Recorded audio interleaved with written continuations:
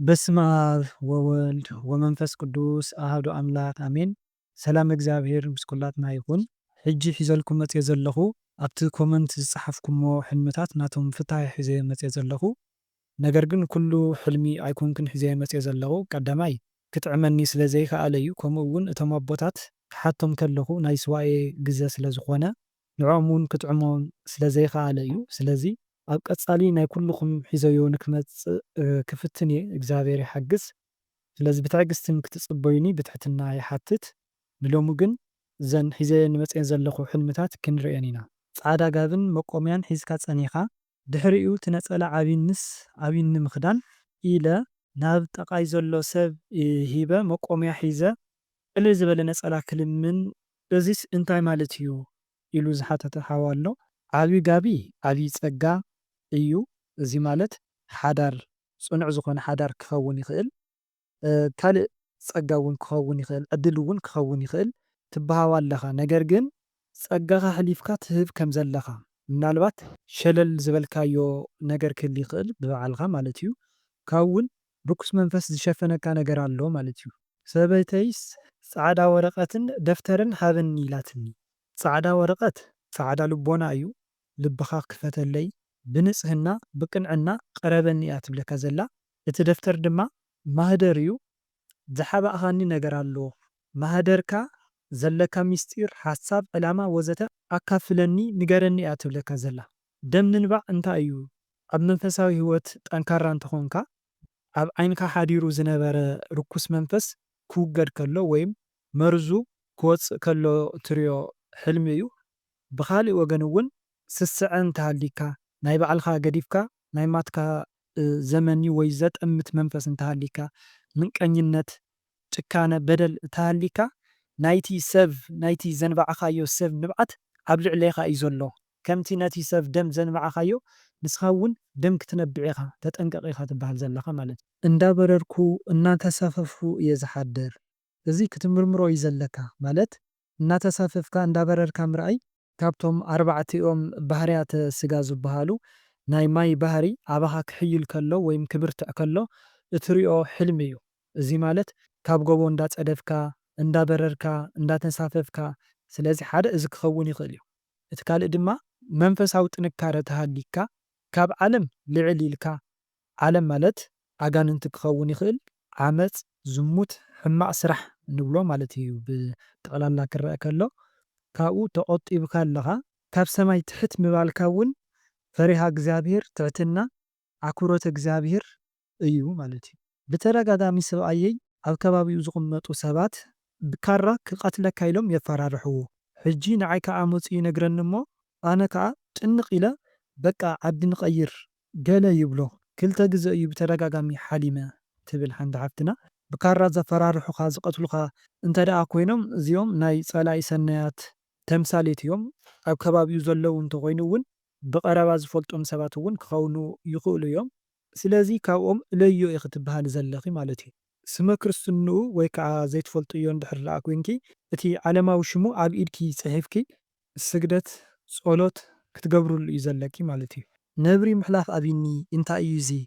ነብሪ እንድሕር ደኣ እንዳጓየካ እንዳፈራርሐካ እንድሕር ደኣ ኮይኑ እዚ ናይ ጸላኢ ሰናያት ተምሳሌት እዩ።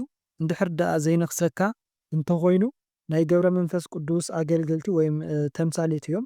መብዛሕትኡ ግዜ ኣንበሳ ነብሪ ሱቕ ኢሉ ዘይነኽሰካ ዘየጓየካ ኮይኑ ብቻ ምሕላፍ ዝኸልአካ ጥራይ እንተኮይኑ ንገብረ መንፈስ ቅዱስ ዝኣተኻሎም ቃል መፅባዓ ምናልባት ዝክር ክኸውን ይኽእል። እቲ ዝክር እውን ዝተረስዐ ዝክር ክኸውን ይኽእል። ንኣብነት ወለድኻ ይዝክርዎም ፀኒሖም እሞ ብዝተፈላለየ ምክንያት እቲ ዝክር ኣቋሪፅካዮ ክትኸውን ትኽእል፣ ከይፈለጥካ ገዲፍካዮ ትኸውን ትኽእል። ስለዚ ዘክረኒ እዮም ዝብሉካ ዘለው ንምስሊ ኣድህኖ ወይም ስእሊ ኣድህኖ ናይ ገብረ መንፈስ ቅዱስ ምስጋድ እንታይ እዩ ዝብል ኣሎ። ናብ ናይ ቅዱስ ኣቦና ገብረ መንፈስ ቅዱስ ስእሊ ኣድህኖ ምስጋድ ሓበሬታ ኢኻ ትበሃው ዘለኻ ወይም ባዕሎም እዮም ናባይ ናይ ፀጋ ስግደት ስገደለይ ዝብሉካ ዘለው። ስለዚ ብቀጥታ ክትገብሮ እዩ ዘለካ ማለት እዩ። ብዕራይ ንብዕራይ ክበልዖ ርአዮ። ብዕራይ ብክልተ እዩ ዝምሰል፣ ሓደ ርኩስ መንፈስ እዩ፣ ካልእ እውን መላእክቲ እውን ክኾኑ ይኽእሉ እዮም። ብምንታይ ደኣ እዩ ዝፍለ? ብትርኢቶምን ተምሳሌቶምን እዩ። ንኣብነት ቀራናት ጸለምቲ እንዳረበሹ እንዳባረሩኻ ተሪኢኻ እንዳወጉእኻ እውን ክኸውን ይኽእል እዩ። እዚኦም ሰይጣናት እዮም። ቀያሕቲ ምልኩዓት ስርዓት ሒዞም ቀጥ ኢሎም ዝኸዱ እንተሪኢኻ ሓደ ሰብ ዝጓስዮም ወይም እንዳመርሖም ወይም እንዳጓሰዮም ተሪኢኻ እቲ ሰብ ብመድሃኒ ዓለም ይምሰል፣ እቶም ኣብዑር ድማ ከም መላእክቲ እዮም ማለት እዩ። ብኻሊእ እውን ኣብዑር ከቢቦምካ ንስኻ ኣብ ማእኸሎም ደው ኢልካ ወይም ኮፍ ኢልካ እንተሪኢኻ እውን መላእክቲ ይሕልውካ ኣለዉ ወይም ኣብ ዙርያኻ ኣለዉ ማለት እዩ። ስለዚ ናብቲ ሕልሚ ክንምለስ ከለና ሓደ መንፈስ ቅዱስ ወይም ኣባኻ ዘሎ ሓይሊ እግዚኣብሔር ንርኩስ መንፈስ ክስዕሮ ከሎ ክኸውን ይኽእል እዩ። ወይም ነቲ ዘጸግመካ ርኩስ መንፈስ ጸላኢ ሰናያት ሰይጣን ንዕኡ የወግደልካ ኣሎ ማለት እዩ። ካልእ ሰይጣን ምስ ሰይጣን ክባልዑ ከለዉ እዩ። እዚ ማለት ሓደ ናይ ቡዳ መንፈስ ዘለዎ ሰብ ምስ ካልእ ቡዳ ዘለዎ መንፈስ ክነሓንሑ ከለዉ ክበኣሱ ከለዉ እውን ክኸውን ይኽእል እዩ። ሓደ ደብተራ ምስ ካሊእ ደብተራ እውን ክኸውን ይኽእል እዩ። ምሕደራ ጋንን ዝኾኑ ውሩያት ሰባት ንኣብነት በዓል መዚ ወይም በዓል ስልጣናት እንብሎም እርሰ በርሶም ክቃለሱ ክበኣሱ ክጻልኡ ከለዉ ማለት እዩ። ኣብ ቤተ ክርስቲያን መዓት ሓሳኹት ዘሊለ ንሓለፍክዎም ይሓድር። ሓሳኹ ናይ ጸላኢ ሰናያት ተምሳሌት እዮም። መብዛሕትኡ ግዜ ብጸላኢ ሰናያት እዮም ዝምሰሉ። ስለዚ ብሓይሊ መንፈስ ቅዱስ ናብ ቤተ ክርስቲያን ከይትኸይድ ዝዕንቅፉኻ ዝነበሩ ከምኡ እውን ኣብ ቤተ ክርስቲያን ጸኒሖም መሰናኽል ዝኾኑኻ ዝነበሩ ሰባት ክኸውን ይኽእሉ። ስዒርካዮም ረጊጽካዮም ኣለኻ፣ ሓሊፍካዮም ከይድካ ኣለኻ ማለት እዩ። ንሰብ እንዳዋቃዕኹ ሓዲረ ወይም በዓልካ ንሰብ ምውቃዕ እንታይ እዩ? እዚ እውን ብክልተ ነገር ኢና ክንሪኦ ንኽእል። እንተ ደኣ ብፍቕሪ ትዋቃዕ እንድሕር ኮንካ ወይ ከዓ ከም ቀልዲ ነገር እንተኮይኑ እዚ ፍቕሪ እዩ። ካልእ እውን ኣብ ሰባት ሓዲሩ ዝመፀ መንፈስ ምውቃዕ ወይም ምስዓር እዩ ማለት እዩ። መውጋእቲ ካራን ብገበል ምውሓጥን ከ እንታይ እዩ? ኣብ መንጎ ኣጋንንቲ ኣለኻ ወይም ኣብ መንጎ ክልተ ኣጋንንቲ ተቐርቂርካ ኣለኻ፣ ኣብ ሕማቕ ብርኪ ወይም ኣብ ሕማቕ ስራሕ ኣለኻ፣ ካብኡ ውፃእ ክኸውን ይኽእል እዩ። ብኻልእ ድማ ጽቡቕ እንዳሰርሐኻ ነርካ ግን ንእሽተይ ምውጋድ ዝኣበየካ ባህሪ ወይም ጸባይ ክልካ ይኽእል እዩ። ስለዚ እቶም ኣጋንንት እዛ ንእሽተይ ክፍተት እዚኦም ይረኽቡ ኣለዉ። ስለዚ ጠንክር በርትዕ እውን ክኸውን ይኽእል እዩ ማለት እዩ። ወኽኒ ቤት ወይም እስሪ ቤት ቤት ህንፀት እንብሎ ማለት እዩ ኣብ ሓጢኣት ምውዳቕ ብሓጢኣት ምእሳር ክኸውን ይኽእል። ካልእ ድማ ብኣጋንንቲ ምእሳር እዩ። እዚ ማለት ዝተፈላለዩ መናፍስቲ ንኣብነት ከም ዓይኒ ሰብ መተት በቶም መናፍስቲ እዚኦም ዕድልካ ምዕፃው፣ ሓዳርካ ምዕፃው፣ ስራሕካ ዕድልካ ወዘተ ማለት እዩ። ብዙሕ ግዜ ጫማይ ኣብ ማእኸሉ ይቁረፅ መሊሰ ካሊእ ይገብር ንሱ እውን ይቁረፅ እንታይ እዩ ባዚ ፍትሑለይ። ጫማ መብዛሕትኡ ግዜ ብሓዳር እዩ ዝምሰል፣ ብወንጌል እውን ይምሰል እዩ ግን መብዛሕትኡ ግዜ ብሓዳር እዩ ዝምሰል። ስለዚ ሰብ ትላለዩ ወይ ትፋለጥ እሞ ኣብ ፕሮሰስ እናሃለኹም ወይም ኣብ ናይ ሪሌሽንሽፕ እናሃለኹም ኣብ ማእኸል ምስ በፅሐ ምቁራፅ ወይም ምዝዛም እዩ። እዚ ድማ ናይ ዝሙት መንፈስ ክህልየኪ ይኽእል። ንኣብነት ነቲ ሓደ ትጥምት እሞ ንዕኡ መኒኺ ከዓ ንኻሊእ ሰብ ትጥምቲ። ስለዚ ናትኪ ዝኾነ ሰብ እግዚኣብሔር ዝሃበኪ ሰብ ኣብ ማእኸል ይቋረፅ ኣሎ ማለት እዩ። ገዲፍክዮ ትኸዳ ኣለኺ ማለት እዩ። ብፍላይ ዓይኒ ሰብ እንተሃሊኪ ሓዳር ከይትገብሪ ኣነ ተመርዐ እየ ናተይ ሰበይተ እያ ኢሉ ስለ ዝሓስብ እቲ መንፈስ ማለት እዩ ሓዳርኺ ይኽልክለል ከሎ ወይ ድማ የበላሽወል ከሎ ማለት እዩ። ሓዳር ንከይትገብሪ ገዛ ምግዛእ እንታይ እዩ? ትምኒት እውን ክኸውን ይኽእል እዩ። ባይ ዘ ወይ ቀትሪ ዝሓሰብካዮ ወይ ዝሓሰብክዮ ክኸውን ይኽእል እዩ። ናብራ ሓዳር ምምስራት እዩ ገዛ ምግዛእ። ከምቲ ኣብ ወንጌል ማቴዎስ 6:19 ዝብሎ መዝገብኹም ወይም ገዛኹም ኣብ ሰማይ ይኹን ከም ዝብሎ ማለት እዩ። ኣብ ሰማይ ስፍራ ምስራሕ ማለት እዩ። ብወርቂ ዝተሸለመ ጥርሙዝ ኣረቂ እንትበሃወካ እቲ ጥርሙዝ ጽሩይ እዩ። ኣረቂ ብርለ ማለት ጽሩይ ዝኾነ ነገር ማለት እዩ። ስለዚ ብወርቂ ዝተሸለመ ማለት እውን ብጸጋ እግዚኣብሔር ዝኸበረ ጽሩይ ዝኾነ ንጹር ዝኾነ ብጸጋ እግዚኣብሔር ዝኸበረ ነገር ወይም ህያብ ትበሃዊ ኣለኺ ማለት እዩ። እዚ ብብዙሕ ነገር ክኸውን ይኽእል እዩ። ንኣብነት ሓዳር ተዘይብልክ ተኮይኑ ዝተባረኽ ሓዳር ዝተፈላለዩ ካልኦት ጸጋታት ጸጋ እግዚኣብሔር ንብሎም ክኸውን ይኽእል እዩ። ብሓፈሻ ግን ህያብ ማለት እዩ። ናይ ቅዱስ ገብርኤል ጸበል ምጥሳም እንታይ እዩ? ኣብ ቅዱስ ገብርኤል እመኒ፣ ጽንዒ፣ ተወከሊ ከምኡ እውን ናይ ቅዱስ ገብርኤል እምነት ተለኸይ ጸበሉ ተጠመቒ ማለት እዩ። ዕንፀይቲ ምዕራይ እንጀራ ምርካብ እዩ። ወርቂ መስቀል ምርካብ እንታይ እዩ? ወርቂ መስቀል ቁሙጥ ዝኾነ መጻኢ ዘመን ሃይማኖት እዩ። ካልእ እውን መስቀል ምስላም ዝተፈላለዩ ኣሕዋት ትጥይቁ ኣለኹም። ናይ ባዞ ወንጌል መስቀል ወይም ናይ መስቀል ምስላም እንታይ እዩ? መስቀል ምስላም በረከት እዩ። ኣብቲ ዕለት ዝወዓሉ ቅዱስ ባሪኾምካ ኣለዉ ማለት እዩ። ናይ ባዞ ወንጌል እንተኮይኑ ኣብ ባዞ ወንጌል ባሪኾምኪ ወይም ባሪኾምካ ኣለዉ ማለት እዩ። ጳጳስ እንተኮይኑ እውን መድኃኔ ዓለም ይባርከካ ኣሎ ማለት እዩ። ማዕጾ እንዳሰራሕኹ እዚ እውን ናይ ስራሕኻ ዋጋ ምርካብ ክኸውን ይኽእል እዩ።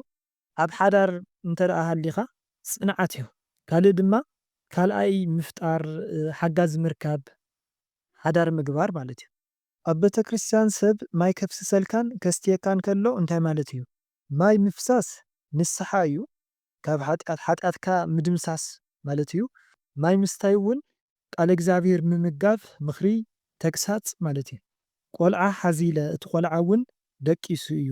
ቆልዓ ምሕዛል ብክልተ መንገዲ እዩ ክፍታሕ ዝኽእል። እቲ ቆልዓ ፈኺስካ ተኾይኑ መንፈስ ቅዱስ እዩ ፍኹስ ኢልካ ሓዚልካዮ እንተኮይንካ ማለት እዩ። እንተደኣ ተጻዒንካ እንተኮይኑ ጸላኢ ሰናይ እዩ። ደቂሱ ዝበልካዮ እውን ጥዕምዎ ቦታ ስፊሑ ሓዲሩ ወይም ቦታ ስፊሑ ሒዙ ኣሎ ማለት እዩ። መንፈስ ቅዱስ ተኮይኑ እውን ከምኡ እቲ ርኩስ መንፈስ ተኮይኑ እውን ከምኡ። ወዲ ምውላድ እንታይ እዩ? ምውላድ ብሓፈሻ ካብ ሕማም ጭንቀት ምግልጋል እዩ ወይም እፎይታ ምርካብ ማለት እዩ። ካብ መከራ ካብ ዝተፈላለዩ ኣድላይ ዘይኮኑ ጭንቀታት ናይ እግዚኣብሔር ሰብ ከም ዲያቆን፣ ቀሺ፣ መነኮስ ዝኸውን ሰብ ምውላድ ክኸውን ይኽእል እዩ። ንጉስ ምውላድ እውን ይበሃል። ኣደዋይ እናተረኣየትኒ ግን ብሂወት የላን ግን ኩሉ ግዜ እያ ትመጻኒ።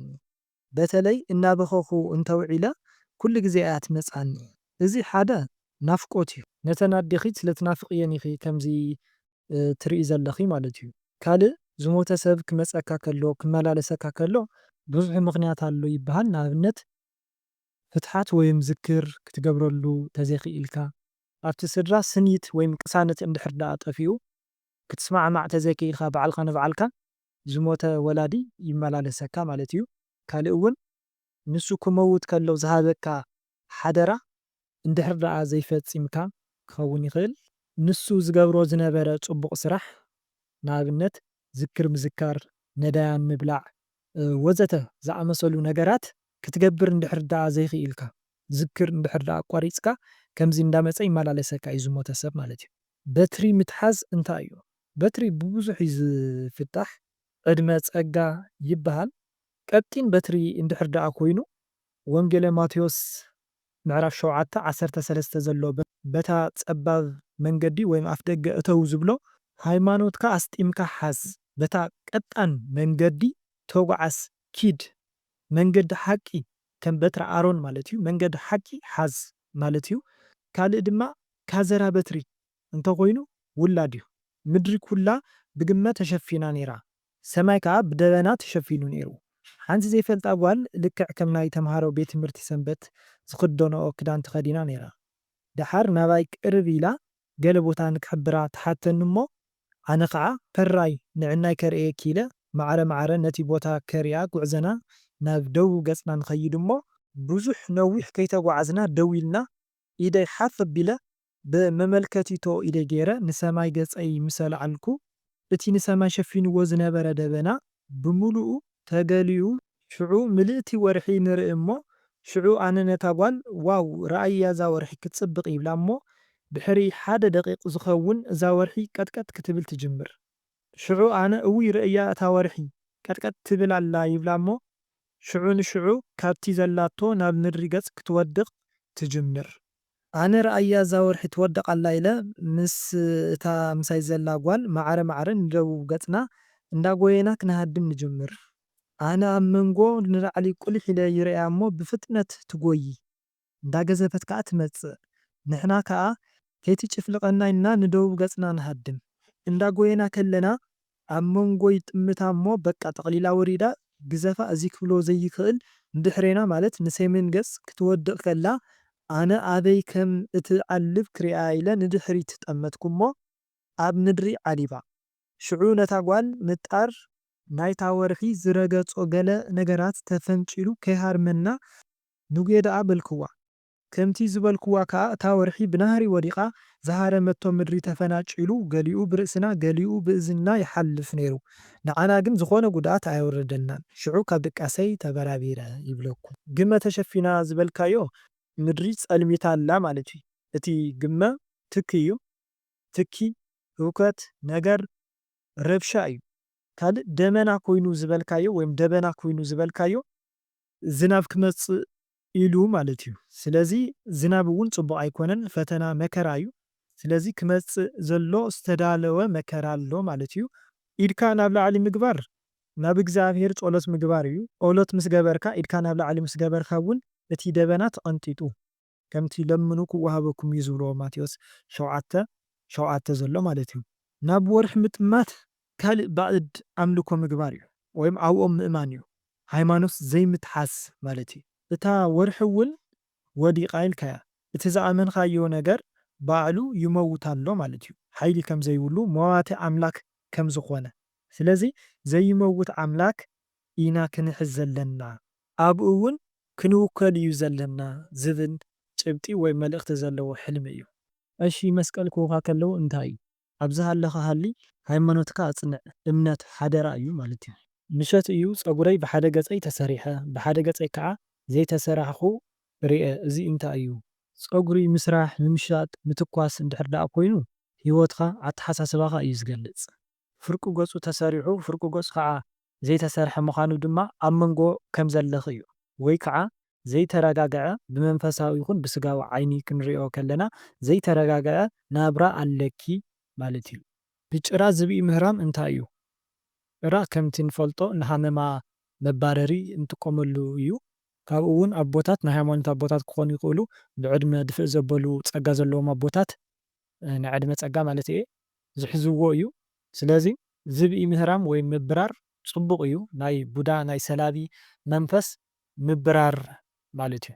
ኩሉ ግዜ ብሕልመይ ምስ ሰብኣየ ይባእስ ምስ ካልእ ሰብ ሓዳር ዝገብር ኮይኑ ይስማዓኒ። ሓንሳብ ከዓ ምስ ጓል ደቂሱ ይረኽቦ ንሱ ከዓ ኩሉ ግዜ ዘይሕጉስ ኮይኑ ይረኣየኒ። እዚ ናይ ሓዳር ጸላኢ መንፈስ ክኸውን ይኽእል እዩ። ኣብ ኣእምሮኺ ኣተሓሳስባኺ እንዳሓደረ እወ ገይርዎ እዩ ውዒልዎ እዩ ምናምን እንዳበለ ኣብ ሓደርኪ ቅሳነት ከይህልየኪ እቲ ሓዳር መታን ክፈርስ ቀናእን ተጠራጣርን ዝገብር መንፈስ ኣለኪ። ወይ ከዓ ሓዳርኩም መታን ክፈርስ ዝተገበረ ነገር ክህሊ እውን ይኽእል እዩ። ስለዚ ነቲ ዘጠራጥረኪ መንፈስ እንድሕር ደኣ ኮይኑ ኣብ ሓዳረይ ክጸንዕ እየ ኢልኪ ተቃወምዮ። እግዚኣብሔር ነቲ መንፈስ ከወግደልኪ ድማ ጸሎት ግበሪ።